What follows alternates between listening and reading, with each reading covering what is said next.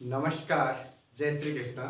संस्कृत साहित्य की क्लास में मैं कुमार संतोष आप सभी स्नेही छात्राओं का हार्दिक स्वागत, वंदन और अभिनंदन करता हूं। स्नेही छात्राओं, आज हम आपके पाठ्यक्रम में सम्मिलित एक नूतन प्रकरण को लेकर उपस्थित हुए हैं और उस नूतन प्रकरण का नाम होता है आपके पाठ्यक्रम में सम्मिलित प्रथम प्रश्न पत्र के अंतर्गत आने वाली एक प्रमुख पुस्तक स्वप्न वासव दत्तम। इस वीडियो में हम आपसे परिचर्चा करेंगे स्वप्न वासव दत्तम नामक नाटक के संदर्भ में।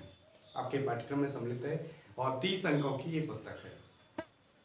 सबसे पहले आप ये जानें, स्वप्न वासव दत्तम नामक जो नाटक है वो किस महान विभूति के द्वारा विरचित है। तो उस महान व्यक्तित्व का नाम होता है सर्वतोमुखी प्रतिभा के धनी महाकवि भास।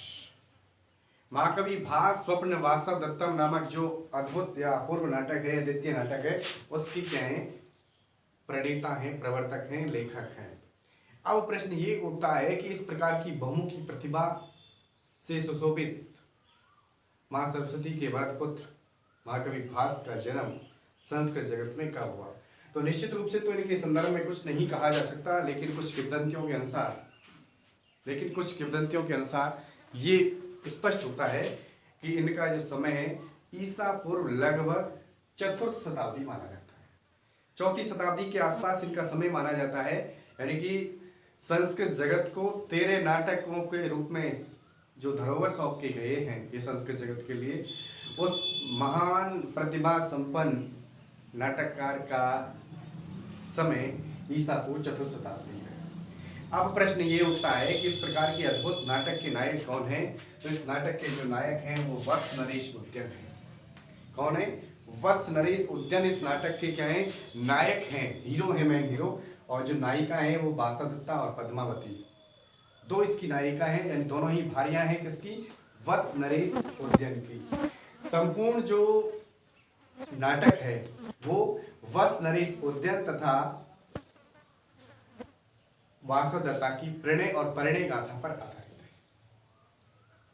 इसी विषय वस्तु को लेकर महाकवि भास ने एक ऐतिहासिक वृत्तांत को आधार बना करके 6 अंकों का एक विशाल नाटक रच लिया। किसने? महाकवि भास ने। अब देखें सर, 6 अंकों का ये नाटक है।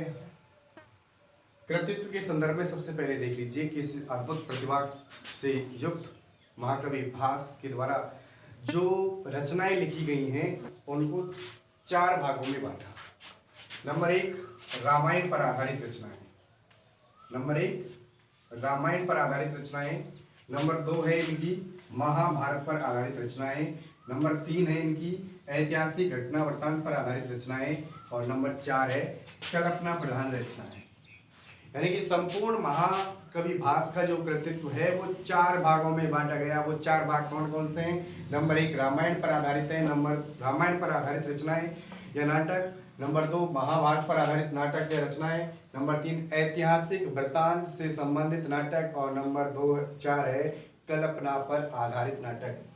तो रामायण की कथा वस्तु को आधार बना करके, यानी कि 2 नाटक ऐसे हैं, अभिषेक नाटकम और प्रतिमा नाटकम, 2 नाटक महाकवि भास के ऐसे हैं जो रामायण को उपजीव, यानी इनका उपजीव जो है वो रामायण है। उपजीव के संदर्भ में हम आपको पहले भी विस्तारपूर्वक बता चुके हैं कि जिन ग्रंथों को आधार बना करके नवीन ग्रंथों का सृजन किया जाता है परवर्ती साहित्यकारों के द्वारा, उनको हम बोलते हैं क्या? उपजीव काव्य।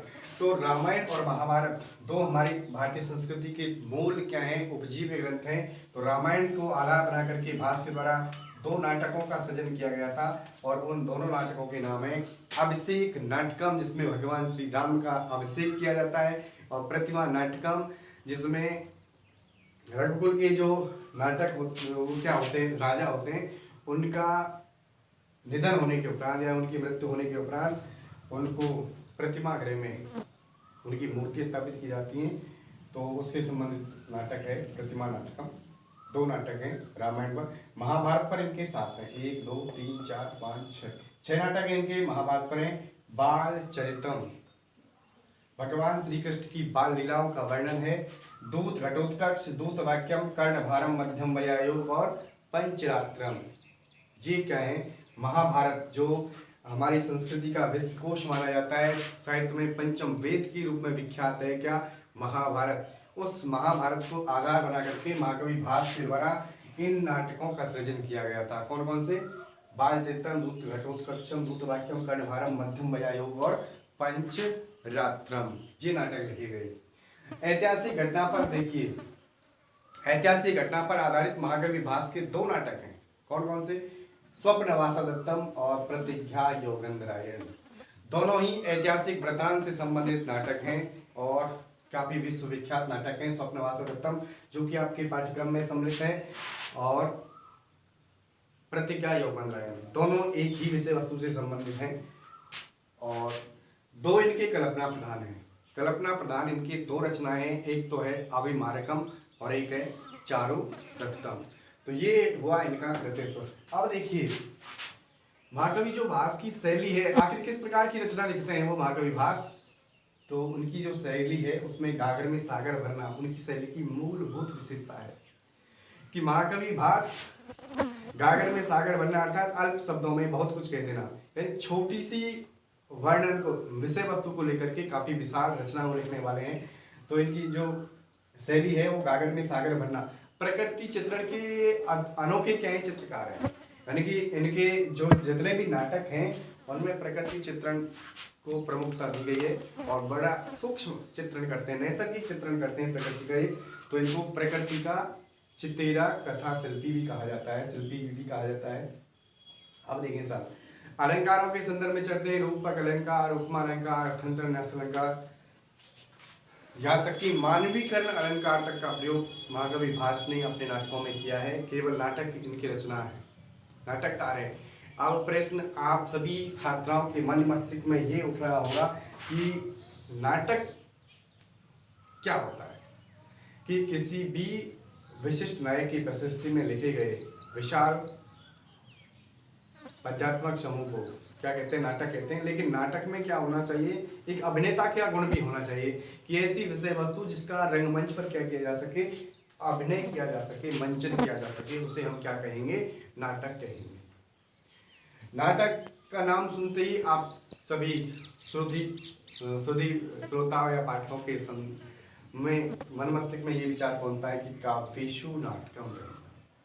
जितना भी काव्य लिखा गया, जितना भी साहित्य लिखा गया, उसमें सबसे ज्यादा रमणीय अगर कोई चीज है तो उसका नाम होता है नाटक। काव्येषु नाटकम रमणीय। जितना भी काव्य है उसमें सबसे ज्यादा रमणीय क्या माना जाता है? नाटक माना जाता है। तो इस तरह से आप की जो विषय वस्तु हो गई ये हो गया, नायक हो गई, नायिका हो गई। अब देखें साहब, स्वप्नवासा दत्तम जो नाटक है उसका नामकरण किस आधार पर किया गया? यानी कि किसी भी कृति का जब हम नामकरण करते हैं तो सबसे पहले उसमें आपको क्या होता है? या तो किसी नायक के नाम पर रखते हैं या नायिका के नाम पर रखते हैं, या किसी प्रमुख घटना के आधार पर लिखते हैं, या किसी प्रमुख संदेश के बारे में लिखते हैं, या कि क्या उद्देश्य है इसका। ये जो नाटक आप पढ़ने वाले हैं अभी, ये स्वप्नवासा दत्तम एक घटना प्रधान क्या है? नाटक है। एक घटना घटित होती है स्वप्न में। राजा उद्यन अपनी प्रेमिका, अपनी भार्या वासा दत्ता के क्या करते हैं? दर्शन करते हैं। तो उसी घटना को आधार बना करके महाकवि भास ने इस नाटक का नामकरण क्या रखा? स्वप्नवासा दत्तम, यानी स्वप्न में वासा दत्ता का स्मरण करना। यानी पंचम अंक में जब आप ये पढ़ोगे विषय वस्तु कि स्वप्न में महाकवि भास के द्वारा दर्शन कराए जाते हैं, दिग्दर्शन कराए जाते हैं। किसको? महाकवि ये इसके नायक हैं उद्यन को, किसके? वासा दत्ता की। अब चर्चा करते हैं विषय वस्तु के संदर्भ में, थोड़ी सी चर्चा हम आपसे कर लेते हैं। ये तो आपकी शैली के संदर्भ में हो गया, शैली किस तरह से गागर में सागर भरना की शैली की प्रमुख विशेषता है। 13 नाटक हैं। तो 2 नंबर का प्रश्न ये पूछा जाता है आपकी विश्वविद्यालय की परीक्षाओं में। तो एक तो संपूर्ण 13 नाटकों के नाम आपको स्मरण रखने, याद रखने हैं, और एक क्या कि रामायण पर इनके कौन कौन से हैं, महाभारत पर कौन कौन से हैं, ऐतिहासिक घटना वृत्तांत पर कौन कौन से हैं, और कल्पना पर आधारित नाटक कौन कौन से। ये आपको सदैव क्या रखना है? स्मरण रखना है। रामायण पर आधारित ऐसे प्रश्न आएगा विश्वविद्यालय की परीक्षाओं में, छोटे प्रश्न आते हैं कि महाकवि भास के द्वारा विरचित रामायण पर आधारित नाटकों के नाम लिखिए। तो उसमें आपको 2 नाम लिखने हैं, कौन कौन से? अभिषेक नाटकम और प्रतिमा नाटकम। महाभारत पर आधारित महाकवि भास की रचनाओं के नाम लिखिए। तो ये रचना आपको लिखनी है: बालचरितम, दूत घटोत्कचम, दूत वाक्यम, कर्णभारम, मध्यम मजायोग और पंचरात्रम। स्वप्न ऐतिहासिक घटना वृत्तांत पर आधारित महाकवि भास की रचनाओं के नाम या नाटकों के नाम, तो वो 2 नाम आपको स्मरण रखने हैं, सदैव सनद रखने हैं। कौन कौन से? स्वप्न वासवदत्तम और प्रतिज्ञा जोगेंद्र है। कल्पना पर आधारित महाकवि भास की रचनाओं के नाम लिखिए। तो आपको ये 2 नाम याद रखने हैं: अभिमारिकम और चारु दत्तम। ये आपको सदैव क्या रखने हैं? स्मरण रखने हैं। तो आज की वीडियो में इतना ही। नेक्स्ट डे हम आपको अभी इसके स्वप्न वासवदत्तम के संदर्भ में और कोई जानकारी होगी तो वो देंगे। इसके बाद इसका पठन हम आपको प्रारंभ कर देंगे, श्लोक लिख लिख कर आपको बताएंगे। और ये जानकारी आप स्क्रीनशॉट ले लेना और या आप अपने रजिस्टर में नोट कर लेना। ये स्मरण रखनी है आपको सारी जानकारी। तो इसका एक स्क्रीनशॉट लेकर के आप क्या कर सकते हैं, इसका लिख भी सकते हैं इसको। इसमें भी काफ़ी प्रश्न हमने आपको बता दिए, छोटे जो प्रश्न बनते हैं और जो बनते हैं उनको हम आपको नेक्स्ट जो वीडियो आएगी उसमें बता देंगे। तो घर पर होंगे, स्वस्थ होंगे और स्टे होम सेफ लाइफ।